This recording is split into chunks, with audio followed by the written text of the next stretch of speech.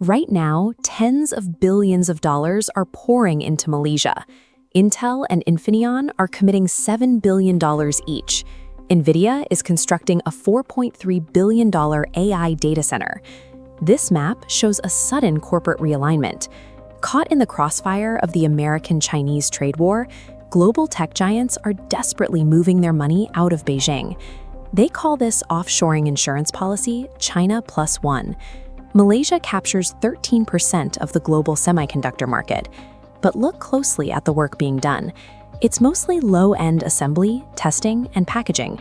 To become a global heavyweight like Taiwan, the government wants to use this windfall to upgrade. They plan to move from simple assembly lines into the highly lucrative fields of integrated circuit design and automated wafer fabrication. Reaching that high-tech tier depends on breaking through a specific economic ceiling, one that local lawmakers built for themselves decades ago. To survive this geopolitical storm, Malaysia must capitalize on this influx of capital immediately. If they fail to secure this boom, they risk becoming a permanent hostage to regional rivals. Back in the 1970s, Malaysia launched a sweeping economic restructuring to move away from exporting post-colonial raw materials like rubber and tin. Initially, it worked. The coastal state of Penang invited in foreign conglomerates and transformed itself from a fishing village into the Silicon Valley of the East. But then the economy hit a wall known as the middle income trap. As the country grew wealthier, wages rose.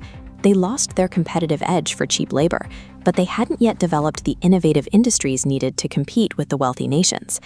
The government had funneled capital into low-cost manufacturing, but completely neglected to invest in domestic research and development. To make matters worse, lawmakers actively diverted talent and resources away from the provinces and back into the capital, Kuala Lumpur. Starved of innovation, homegrown manufacturing was sidelined. While peers like South Korea invested heavily in R&D and broke through to high-income status in 1985, Malaysia remained stuck in the middle. Now, in 2024, the offshoring wave is offering a second chance. The government is rolling out an ambitious industrial master plan, complete with new megaparks in Penang to catch the overflow of foreign capital. They are backing this up with significant logistics. Southern port cities like Klang are being expanded into global hubs, ready to test and ship these incoming chips across the world. But there is a glaring bottleneck. Right now, Malaysia has a nationwide shortage of 1.2 million workers, with half of those missing directly from the engineering and manufacturing sectors. This chart shows exactly why they can't fill those jobs. A manufacturing worker in Malaysia earns roughly $469 a month. Just across the border in Singapore, that exact same labor pays nearly $1,500. That $1,000 gap is causing a severe brain drain. In the first quarter of 2024 alone, there was a 62% jump in Malaysians immigrating to Singapore for better pay. You can physically see this economic drain every single day. Thousands of engineers and skilled laborers endure this crushing border traffic just to earn a living wage outside their home country. Beyond wages, there was a second domestic threat: political instability. Malaysia has cycled through 4 different prime ministers in just the last 4 years. This results in erratic tax policies and reversed legislation, which terrifies companies looking for a stable place to build.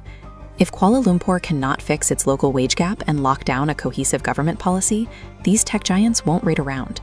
They will simply bypass Malaysia for stable neighbors like Vietnam and Thailand. Malaysia could find a solution through its neighbor. Singapore is already attracting the advanced design firms and high-end fabrication plants that Malaysia currently lacks. Instead of fighting for the same contracts, the two could form an industrial symbiosis, with Malaysia acting as the high-volume assembly floor for chips Singapore designs. Yet, even if they secure perfect domestic harmony, Malaysia's entire economy is still trapped squarely in the crossfire of the world's 2 largest superpowers. Washington holds significant leverage.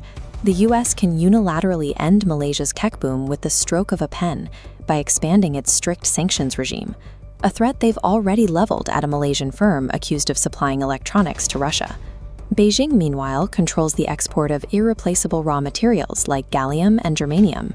On top of that, China has been Malaysia's largest trade partner for 15 years running.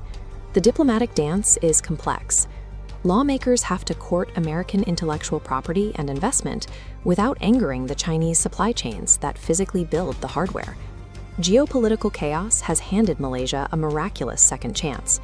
If they can modernize their wages, stabilize their government, and balance two angry superpowers, they will finally break out of the middle-income trap. If they stumble, the semiconductor revolution will pass them by entirely.